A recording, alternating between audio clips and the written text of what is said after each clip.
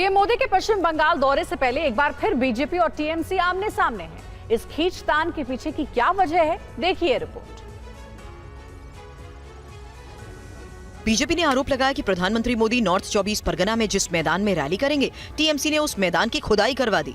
बैरकपुर से बीजेपी प्रत्याशी अर्जुन सिंह ने मैदान का जायजा लिया। कहा कि मैदान की हालत बता रही है, ममता घबरा चुकी हैं। निम्न मानसिकता का परिचय है। ममता बनर्जी घबराई हुई है और बंगाल में 35 सीट बीजेपी को मिल रहा है। प्रधानमंत्री मोदी 12 मई को बंगाल दौरे पर जाएंगे। टीएमसी ने बीजेपी के आरोप को निराधार बताया और कहा कि पिछले 1.5 साल से मैदान के सौंदर्यीकरण का काम चल रहा है। स्टेडियम मैंने बनाया, वहाँ पर पूरा ग्राउंड को घेर के वहाँ भी खुदाई करके वहाँ ग्रासिंग हो रही है, तो ये भी साजिशी होगी। पार्क जो बन रहा है वो भी साजिशी होगी। तो बीजेपी वाले का एक ही धंधा है, कुछ करना तो है नहीं, सिर्फ झूठ बोलना है।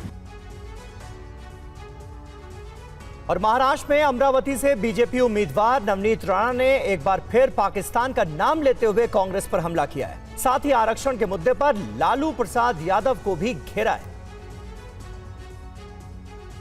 कांग्रेस को वोट देना मतलब सीधे पाकिस्तान को वोट देना है। लालू प्रसाद जी का आपने स्टेटमेंट सुना होगा कि हम आने वाले समय में जो मुस्लिम कम्युनिटी के जो लोग हैं उन्हें आरक्षण देंगे। वो रिजर्वेशन निकालने की बात कर रहे हैं लालू प्रसाद यादव जी।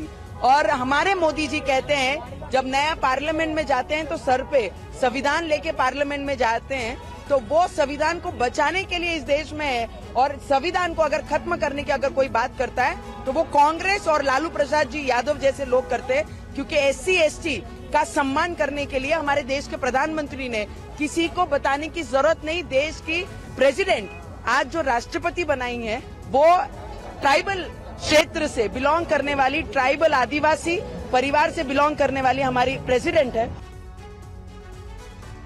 खबर नोएडा से है। नोएडा में पेट्रोल पंप के कर्मचारियों से मारपीट के मामले में आम आदमी पार्टी के विधायक अमानतुल्लाह खान, उनके बेटे और समर्थकों के खिलाफ FIR दर्ज कर ली गई है। पूरा मामला बताते हैं आपको इस रिपोर्ट।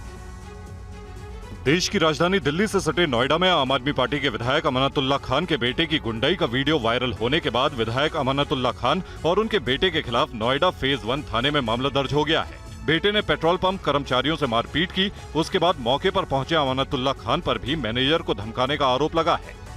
सुबह के समय में एक पेट्रोल पंप है जहां पर कि अमानतुल्लाह के बेटे हैं जो कि पेट्रोल लेना था, लाइन तोड़ करके और जबरदस्ती पेट्रोल लेने के प्रयास में इनके द्वारा कर्मचारियों के साथ मारपीट की गई और धमकी दी गई। उसके पश्चात विधायक अमानतुल्लाह स्वयं आए, तहरीर में अंकित किया गया है, उनके द्वारा भी धमकी दी गई। इस तहरीर के प्राप्त होने के पश्चात मुकदमा पंजीकृत कर लिया गया है। आवश्यक वैधानिक कार्रवाई की जा रही है। नोएडा के सेक्टर 95 स्थित पेट्रोल पंप पर अमानतुल्लाह खान के बेटे ने पेट्रोल डलवाने के लिए जल्दबाजी की और ऐसा न होने पर कर्मचारियों से मारपीट की। उनके बेटे ने, अमानतुल्लाह खान के बेटे ने तुरंत गाली गलौज स्टार्ट कर दी लड़कों से, हमारे सेल्समैन से। और उस लड़के ने बोला सर गाली क्यों दे रहे हो, उसे धक्का भी मारा अमानतुल्लाह खान के बेटे ने उस स्टाफ को। उसके बाद जो है उसे मारने भी लगा। और दिल्ली में एक बच्ची को बहला फुसला कर अगवा करने का मामला सामने आया है। बच्ची के पिता की शिकायत पर पुलिस ने कार्रवाई शुरू कर दी। इन तस्वीरों में आपको कुछ असामान्य नहीं लग रहा होगा।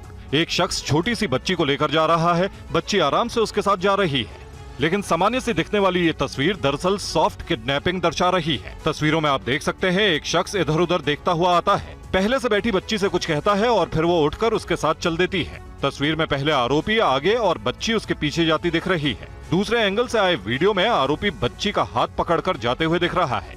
बच्ची के पिता ने पुलिस में शिकायत की, जिसके बाद पुलिस ने CCTV फुटेज में नजर आ रहे अपहरणकर्ता को पकड़ने की कार्रवाई शुरू कर दी है। बच्ची का पिता दक्षिणी दिल्ली के कोटला मुबारकपुर में ढाबा चलाता है। बच्ची के पिता का कहना है कि काफी देर तक बेटी नहीं दिखी तो उन्होंने CCTV का फुटेज खंगाला, जिसमें दोपहर 12 बजे तक उनकी बेटी ढाबे की सीढ़ियों पर बैठी दिखी। उसके बाद एक शख्स आया जिसके साथ उनकी बेटी चली गई। बताया जा रहा है कि इस शख्स ने बच्ची के भाई को एक हादसे के बाद अस्पताल पहुंचाने में मदद की थी, जिससे बच्ची भी उसे पहचान गई थी। इसी का फायदा उसने उठाया और बच्ची का अपहरण कर लिया।